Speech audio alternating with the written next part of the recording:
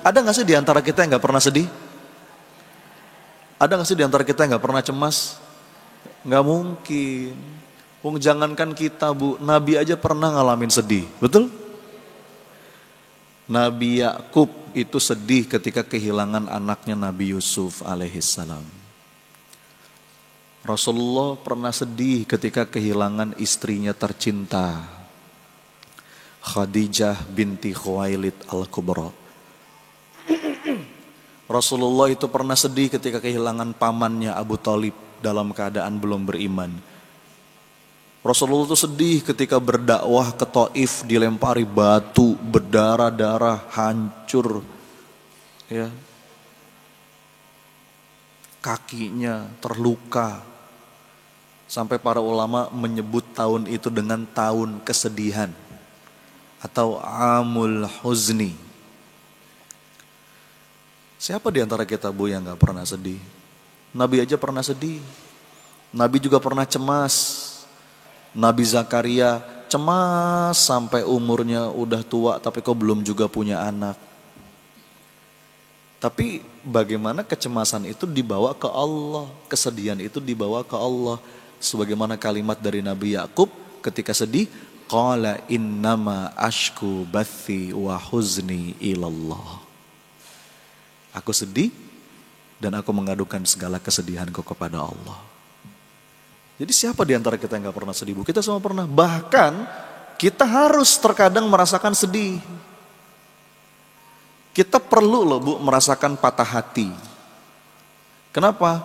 Begitu hati kita patah, dari celah-celah patahan hati itu seringkali masuk cahaya hidayah.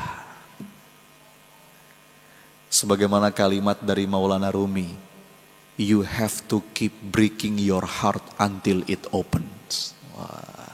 Coba diulang bu.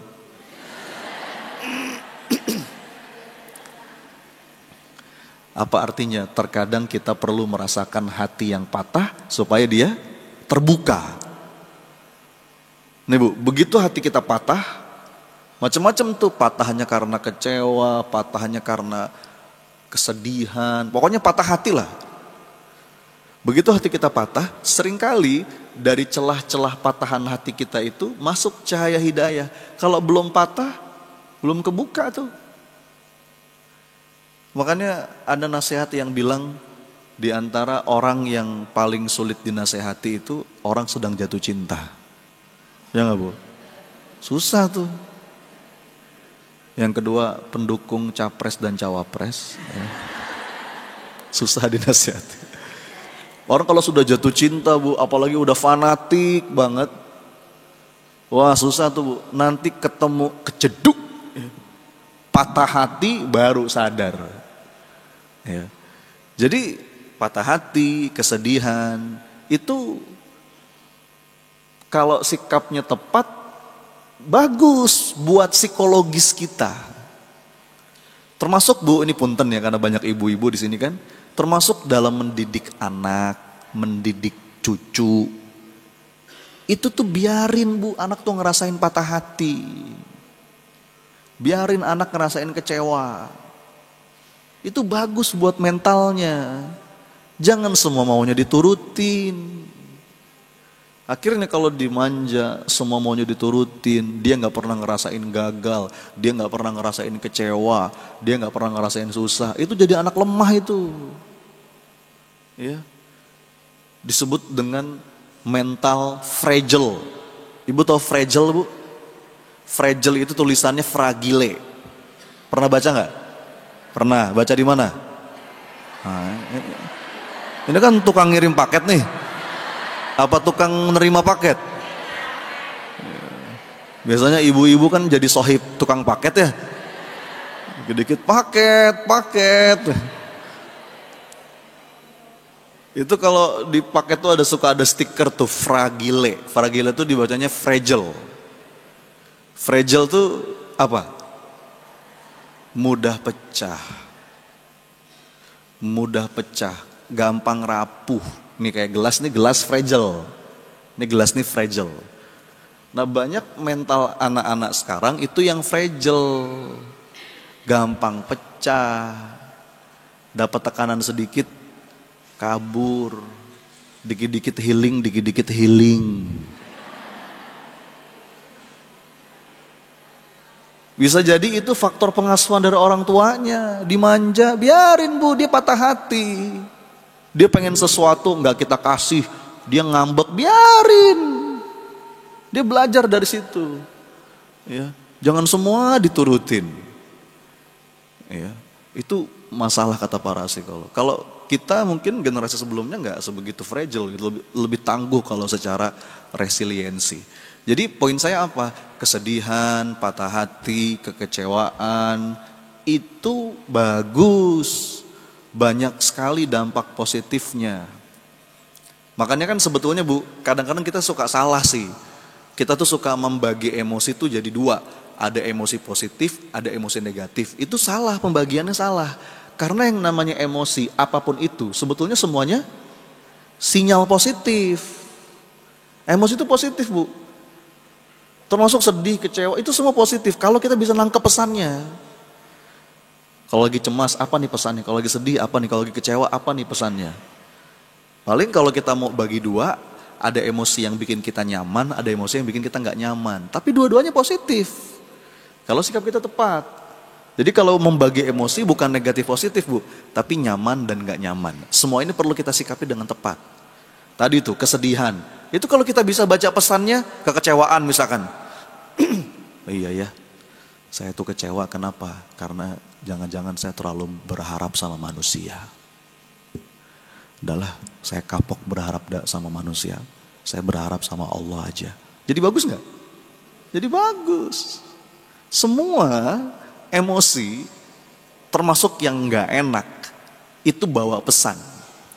Dan kalau kita bisa baca pesannya dan kita sikapi dengan sikap yang tepat, itu malah jadi bagus. Makanya kata Rasulullah kan ajaban li amril mu'min inna amrohu kullahu khair. Semua urusan orang beriman itu baik, gak ada yang gak baik. Enak gak enak, sesuai harapan gak sesuai harapan, ujungnya baik kalau kita sikapi dengan iman. Jadi kesimpulannya apa? Di awal ini saya mau ngomong kesedihan, kekecewaan, patah hati itu baik. Hanya saja jangan sampai kelewat batas. Segala sesuatu kalau udah overdosis jadi gak bagus. Betul gak Bu? Kesedihan itu kalau sudah overdosis setan seneng. Setan seneng Bu. Nih saya bacain kalimat dari Imam Ibnul Qayyim. Kata beliau, al-huznu yudha'iful qalbah. Kesedihan itu melemahkan hati. Wa yuhinul azma, melemaskan tekad kebaikan. Wa yudirul iradata, dan menghilangkan kemauan berbuat baik. Orang kalau lagi sedih tuh Bu, ini kalau udah sedihnya kelewat batas, pasti lemes, betul gak Bu? Gak punya tekad, gak mau ngapa-ngapain, bawaannya mager, betul gak? Kita kalau lagi sedih ngapain sih Bu pengennya? Kan gak mau ngapain Bu ya? Ada gak di sini kalau lagi sedih cuci piring gitu? Beres-beres rumah? Kalau ada bagus lah itulah. Saya sedih Ustadz, saya mau beres-beres rumah. Nah itu bagus lah itu. Enggak ada, secara psikologis normalnya kita sebagai manusia kalau lagi sedih kan nggak mau ngapa-ngapain Bu,